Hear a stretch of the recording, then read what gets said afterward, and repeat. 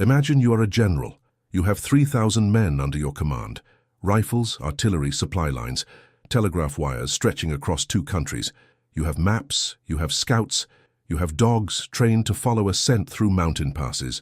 You have the full military power of the United States Army and the Mexican Federal Forces operating simultaneously, sharing intelligence, coordinating movements in real time, and you cannot find 12 men, not 12 armies. Not 1,200 warriors, 12. The temperature outside has dropped below freezing. The terrain is brutal, volcanic rock, sheer cliffs, thorned desert vegetation that tears through leather boots like broken glass. There are no roads, no hiding places big enough to shelter a group that size. The mountain range they disappeared into is, by every tactical assessment available, a dead end. And yet, they're gone. That's the moment this story actually begins. Not with the war. Not with the politics, not with the treaties broken and the land stolen. It begins right there in the silence after the dogs lose the scent. In the exact moment when 3,000 trained soldiers stop, look at each other, and realize they are hunting something they don't understand. Because what happened that night in the Sierra Madre wasn't just a military escape. It was something older than any army. Before we can understand what they did, you need to understand what they were up against. The year is 1885. The final Apache campaigns are grinding toward their inevitable conclusion, or so the US government believes. For decades, the Apache people have been pushed, relocated, deceived, and systematically stripped of their territory. Reservations, broken promises, rations that arrived rotten, land that kept shrinking, and every time a group resisted, the military response escalated. By this point, Geronimo is perhaps the most wanted man in North America. Not because he was a monster, because he was effective, because no matter how many soldiers they sent, no matter how sophisticated the operation, he kept disappearing, he kept surviving, and the United States could not afford to let that story continue. An Apache who could not be caught was an Apache who proved that resistance was possible, and that was more dangerous than any raid, so they committed fully. Generals Nelson Miles and George Crook, 2 of the most experienced Indian Wars commanders in American history, were tasked specifically with ending this. They restructured the entire campaign. They built heliograph stations across mountain peaks to relay signals with mirrors in sunlight, creating a communication network that, for its time, was genuinely advanced. They recruited Apache scouts, men from rival bands, to track their own people. Think about that for a second. They needed Apaches to catch Apaches. And even then, even with all of that, 12 warriors vanished in a single night. The question isn't just how. The question is, what kind of people can do something like that? What kind of training? What kind of relationship with the land? What kind of mental framework allows a group of human beings exhausted and hunted to execute a perfect disappearance in sub-zero temperatures with the most technologically equipped military force in the hemisphere closing in from every direction? That's what this is really about. Dusk falls differently in the Sierra Madre. It doesn't fade gradually the way it does over open plains. It drops. One moment the peaks are burning gold and red, the canyon walls lit from below by the last horizontal light. Then a shadow climbs up from the valley floor, swallows the lower terrain, and within minutes, the temperature plunges. Not gradually, immediately, like something physical reaching into the air and pulling the warmth out by force. On this particular night, the group, 12 warriors moving with women and children at various points during the broader campaign, but now reduced to a fighting corps, is positioned somewhere in the volcanic rock belt of what is now the Sonora-Chihuahua border region. They know soldiers are close, not approximately close, close in the way that means hours, not days. What happens next unfolds in near total darkness. No fire, obviously no fire. Fire in the mountains at night is a beacon visible from miles away. Every soldier, every scout, every informant knows to watch the ridgelines after dark for the orange flicker of a flame. Fire means life. Fire means location. Fire in that context means death. So 12 men move through freezing mountain terrain without heat, without light, without the ability to communicate above a whisper, and they move faster than the army tracking them. How is that even possible? Here is the thing about military campaigns against indigenous peoples that history tends to skim over because it's uncomfortable. The Apache weren't just fighting in unfamiliar territory that happened to be their homeland. They weren't simply used to the environment. That framing makes it sound passive, like they were adapted the way animals are adapted, unconsciously, biologically. It wasn't like that at all. Apache knowledge of the terrain was the result of generations of deliberate, systematic, transmitted expertise. Every canyon, every water source, the visible ones and the hidden ones, the ones that only run after specific rainfall patterns, the ones that exist as wet rock faces rather than streams, every edible plant, every shelter formation in the rock, every wind pattern that carries scent uphill in the morning and downhill at night. This wasn't instinct, this was science. Apache science, developed over centuries, refined through life and death application, and passed down through an educational system the U.S. Army had no framework to recognize as education. A young Apache warrior didn't just learn to track. He learned to read a landscape the way a scholar reads a text, layered, symbolic, full of information that only makes sense if you know the grammar. A disturbed stone, a particular silence from birds on a specific ridge, the direction a spider web faces at dawn, the smell of moisture trapped under volcanic rock 3 feet underground. General Crook, who was by all accounts one of the more perceptive military minds engaged in the Apache campaigns, wrote in his memoirs that tracking Apache through their own territory was like trying to follow smoke. You could see where it had been. You could never predict where it was going. He wasn't being poetic. He was describing a genuine tactical phenomenon that his training simply hadn't prepared him for. Let's slow down and look at what actually happened that night, piece by piece. The first decision was direction. The obvious move, the move any conventionally trained military mind would predict, was to go deeper into the mountains. Higher elevation, more cover, further from the soldiers. It's what you'd expect. It's what they expected. Scouts were dispatched to watch the high passes. Cavalry units were positioned to intercept movement toward the Mexican interior, where there were known Apache refugees. The warriors didn't go higher. They went down, into a canyon system so narrow and so geologically complex that horses couldn't follow. The walls in certain sections of those canyons in the Sierra Madre are not dramatic. They're not the grand panoramic gorges you see in photographs. They're tight, claustrophobic. Slots in the rock barely wide enough for a person moving sideways, with floors of loose volcanic debris that makes every footstep a balance calculation. The U.S. Army rode horses. The Mexican Federal Forces rode horses. In that terrain, horses weren't an advantage, they were a liability. But here's the part that nobody talks about enough. Going down into that canyon system wasn't just a tactical choice.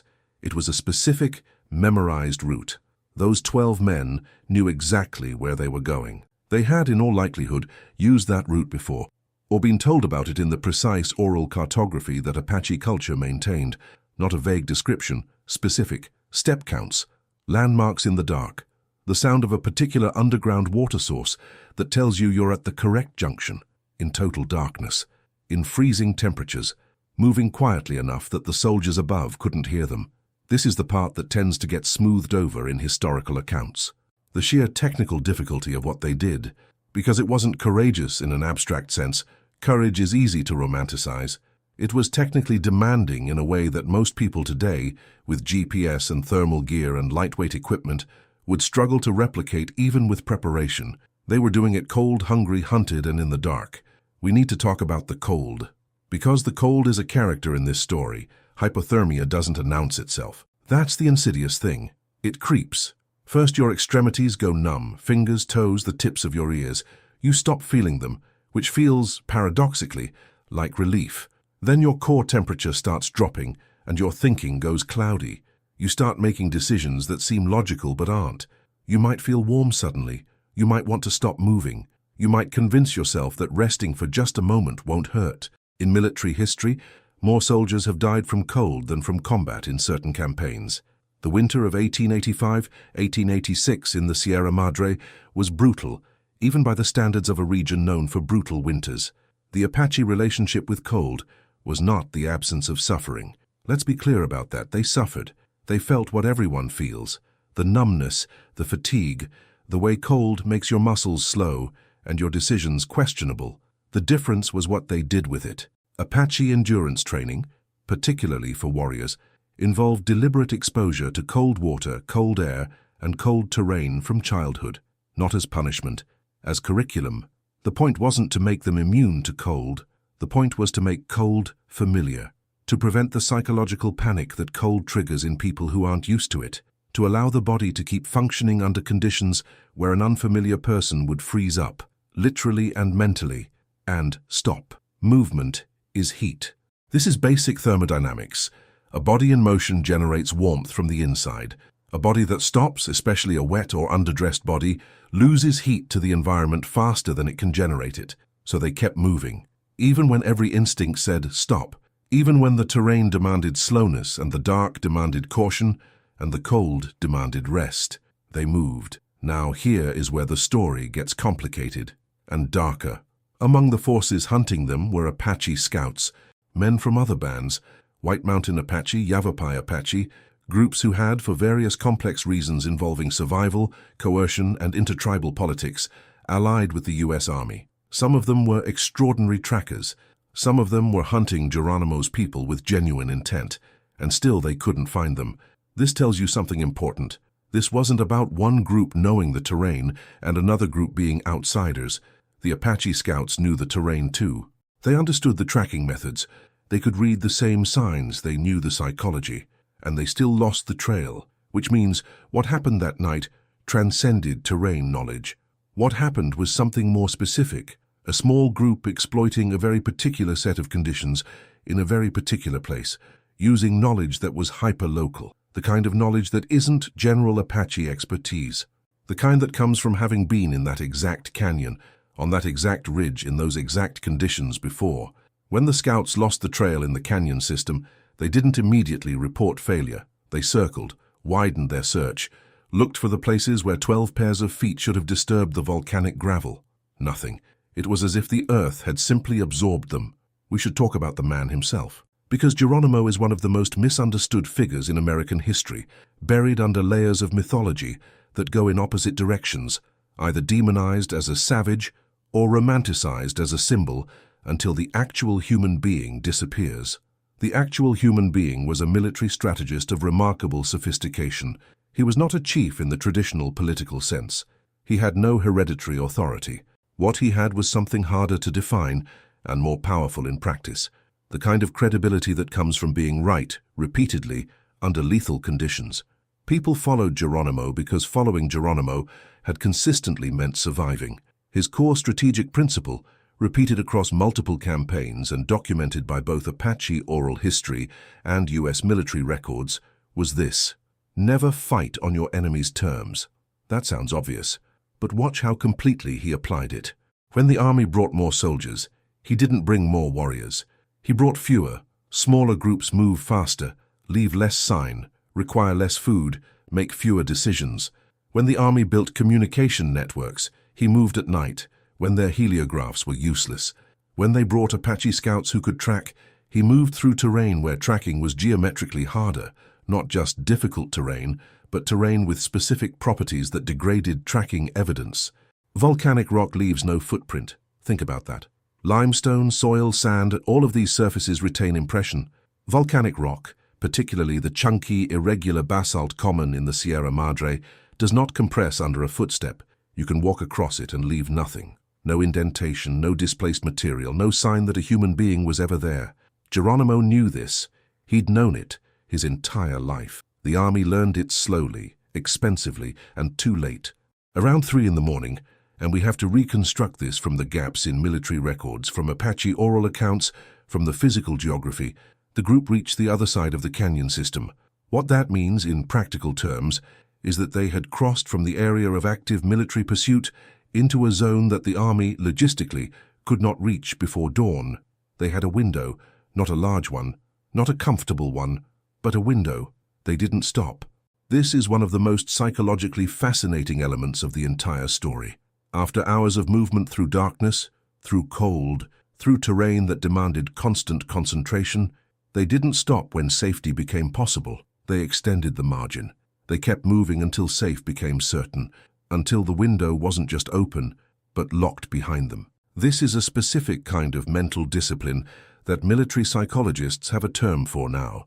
It's related to what's called completing the mission under depletion, continuing to perform at a high level after the moment when the brain's reward system signals that the immediate threat has passed and rest is deserved. Most people stop when they feel safe.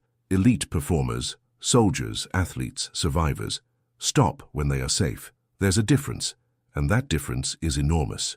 Geronimo's warriors didn't stop at the feeling. They stopped at the fact. When the light came back and the scouts could work again, they found the trail where it had entered the canyon system. Clear enough. Footprints in a thin layer of frost at the canyon entrance. Direction obvious. Then it stopped. The volcanic rock section of the canyon floor held no sign. The scouts spread out, looking for where the trail resumed on the other side. They found partial sign, not enough to follow confidently, not enough to reconstruct a direction. What they found suggested the group had split, which was almost certainly deliberate misdirection, individuals walking in different directions briefly before rejoining, creating the impression of multiple trajectories and forcing the scouts to divide their attention and their interpretation. By the time the army commanders were briefed and decisions were made, the 12 warriors had been moving for another 4 hours. They were gone, and every hour the army spent deciding what to do was another hour they would never recover. This is the part of the story that appears, almost word for word, in military after-action reports from the campaign as a lesson in the limits of conventional pursuit. General Miles, in his official correspondence, described the Apache capacity for rapid movement through difficult terrain as the single most significant tactical challenge of the entire campaign. Not the raids, not the resistance, not the political complexity, the movement, the disappearing. Let's step back and look at the numbers one more time, because the numbers are the most jarring part. 3,000 soldiers, 12 warriors. The ratio is 250 to 1. In any conventional military analysis, this isn't a tactical problem. It's an arithmetic certainty. You don't strategize around 250 to 1 odds. You don't plan. You accept the outcome, and you figure out how to minimize casualties. But that ratio is based on a false equivalence. It assumes that the 3,000 soldiers and the 12 warriors were operating in the same environment, and they weren't. The soldiers were operating in a hostile environment, terrain they didn't know, conditions their equipment wasn't optimized for, communication systems that worked in daylight but not at night, supply chains that anchored them to certain routes, horses that couldn't go where human feet could go. The 12 warriors were operating in their environment, not just familiar terrain, not just known geography. The architecture of their entire being, physical, psychological, cultural, spiritual, had been built for exactly this. For moving through this specific kind of rock and cold and darkness, for enduring exactly this kind of sustained pursuit. The ratio isn't 250 to 1. The real ratio is something closer to 0 to infinity, an army operating almost blind against 12 men who could see everything. And in that light, the escape doesn't seem miraculous. It seems inevitable. There is a layer to this story that military history almost never addresses, because military history tends to be written by people whose framework is institutional and material. Numbers, weapons, supply lines, terrain advantages. But the warriors who made that crossing weren't just physically trained. They were psychologically prepared in a way that is genuinely difficult to translate across cultural frameworks. Apache spirituality, and this is not mysticism, this is documented behavior pattern, involved a relationship with the landscape that was fundamentally different from how the soldiers saw it. The soldiers saw the mountains as obstacle or resource, terrain to be crossed, mapped, dominated. The warriors saw the mountains as, there isn't a perfect English word for this, participant. The land wasn't neutral, it wasn't indifferent. It was something you had a relationship with, something you could, if you understood it correctly, ask for something. Now you can interpret that theologically, or you can interpret it practically. Either way, the behavioral output is the same. People who believe the land is their ally treat it differently than people who believe it's an obstacle. They move through it more carefully. They pay attention to it at a level of granularity that produces usable intelligence. They notice things that people in a hurry and in a hostile relationship with their environment miss entirely. That night, that relationship was not metaphor. It was operational. The escape that night didn't end the war. Geronimo surrendered, negotiated actually a distinction that matters, in September of 1886, about a year after this particular night.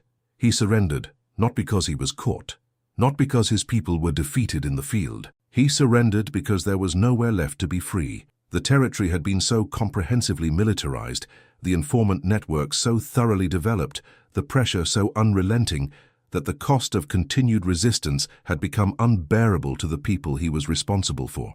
Women, children, elderly, people who needed at some point to sleep somewhere safe, to eat without hiding, to exist without the constant arithmetic of survival. He made a calculation, and the calculation was surrender or watch everyone die. He chose surrender. He was sent to Florida, then Alabama, then Oklahoma. He never returned to Arizona. He never saw his homeland again. He died in 1909 of pneumonia, after falling from his horse in the cold at the age of approximately 79. He had spent the last 23 years of his life as a prisoner of war, the man who vanished from 3,000 soldiers in a winter mountain night, the man who made the U.S. Army build a mirror communication network across an entire mountain range just to try to track him, the man who forced the complete reorganization of military frontier doctrine. He died in captivity, and somehow that fact reveals something about what this story is actually about, because it isn't a story about winning. It never was. Here is what that night in the Sierra Madre actually was. It wasn't a military victory. It wasn't proof of supernatural ability. It wasn't even ultimately a story about Apache warriors and the U.S. Army. It was a story about what human beings become when they are completely committed to something. Those 12 men weren't superhuman. They were cold. They were tired. They were hungry and afraid and hunted, and they had lost people and would lose more. They were human beings in one of the most extreme situations human beings can find themselves in, and they chose. Every step in the dark was a choice. Every moment of not stopping when stopping felt earned was a choice. Every piece of knowledge applied. The direction of the wind, the behavior of the volcanic rock, the way to move 12 people through a slot canyon without creating enough sound to reach the ridge above, was the product of 1,000 prior choices, made by them and by their teachers and by their teachers' teachers, all the way back through generations of people who had decided that this land was worth understanding completely. That's the thing about expertise at the highest level. It doesn't look like effort. It looks like instinct. It looks to the person watching from outside like something you either have or you don't, like something born into you, but it isn't. It's built, stone by stone, in the dark, in the cold, over a lifetime, over many lifetimes. We spend a lot of time in the way this history gets told, asking how the army failed to catch them, the logistics, the intelligence failures, the communication breakdowns. Why didn't Crook do this? Why didn't Miles try that? We almost never ask the more interesting question. What does it mean that a culture produced people capable of this? What was being taught and how and by whom? That created human beings who could navigate a mountain range in total darkness at sub-zero temperatures, outwit trackers who were trained in the same traditions, and sustain the physical and psychological performance required for that crossing over hours, without heat, without light, without certainty that it would even work.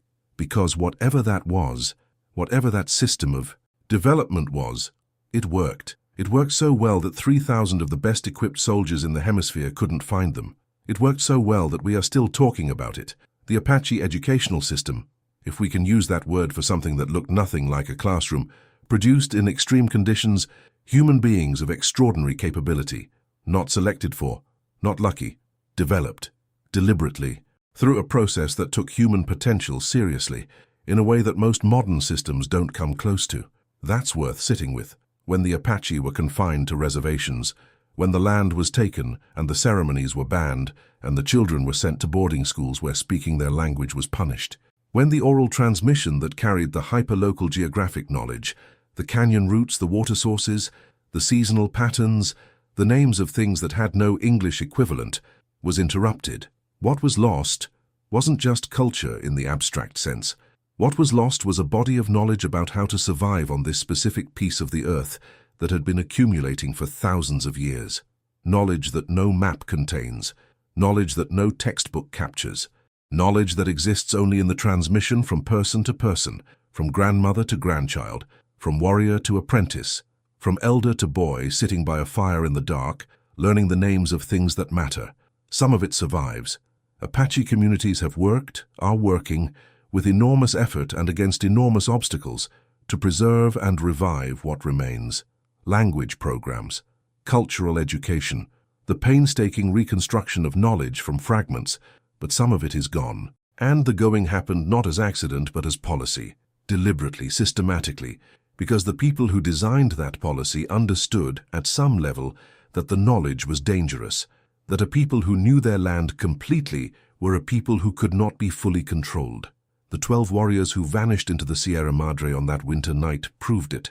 Picture it one more time. 3,000 soldiers, encampments, fires, the smell of coffee and horses and leather, the sound of men talking in the dark, trying to stay warm, trying to figure out where 12 people went, telegraphs clicking, mirrors positioned on peaks, waiting for daylight to become useful again, and somewhere in the volcanic rock below, moving through a silence so complete it has its own texture. 12 men, no fire, no light, no sound, but breath and careful feet on stone, moving through a landscape that knows them, moving through the dark, like the dark is not the enemy, but the medium, the thing that carries them, the thing that conceals them not through luck but through understanding. They are cold, they are tired, they have lost so much already and will lose more, but they are moving, and in this moment, this one specific moment, in this specific canyon, on this specific night, they are the freest human beings on earth. Not because they've won, not because they're safe, because they know exactly where they are, and no one else does. That's the part the history books almost never say out loud. Freedom, at its most fundamental, isn't a political condition. It isn't something granted or protected or legislated. It's knowing your ground so completely that no one can take it from you. Not even in the dark, not even in the cold, not even with 3,000 men and mirrors on every mountain. Know your ground. That's what 12 men did on a winter night in 1885, and that's why we're still talking about it.